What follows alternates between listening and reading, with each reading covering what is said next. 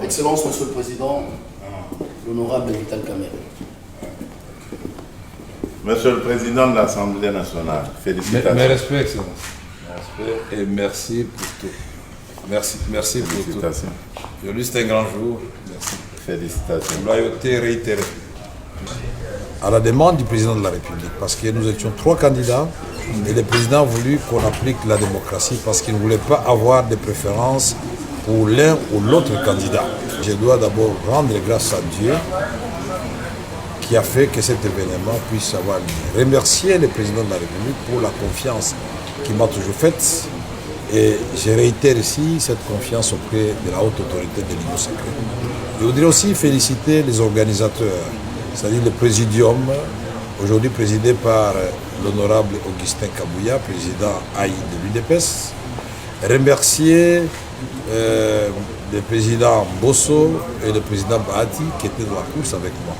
Nous avons gagné ensemble parce que nous avions pris l'engagement devant le président de la République de mener un combat loyal, démocratique, et que ce combat ne laisse pas de séquelles, que ce combat ne nous divise pas, que ce combat se fasse dans la loyauté et que, bien au contraire, que celui qui gagne puisse avoir un regard tout à fait particulier envers et respectueux envers ceux qui ont perdu et que ceux qui ont perdu comprennent qu'ils n'ont pas été frustrés, mais c'était la volonté de la classe politique de la majorité. Ici, je remercie particulièrement la première formation politique que j'ai eu à rencontrer, c'est-à-dire l'UDPS, et ses alliés qui comptent beaucoup de députés au sein de la Chambre, qui peuvent faire basculer les choses dans un sens comme dans un autre. Je remercie tous les regroupements de l'Union sacrée qui m'ont fait confiance.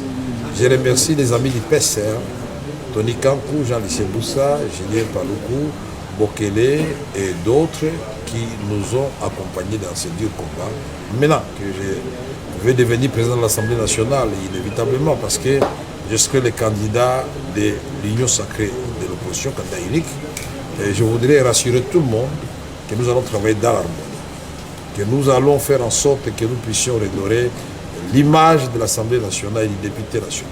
Nous allons faire en sorte que la séparation des pouvoirs soit une réalité. Nous allons pousser le gouvernement, la première ministre et les ministres à remplir leurs assignations contenues dans le programme du gouvernement. Donc le contrôle parlementaire sera de rigueur.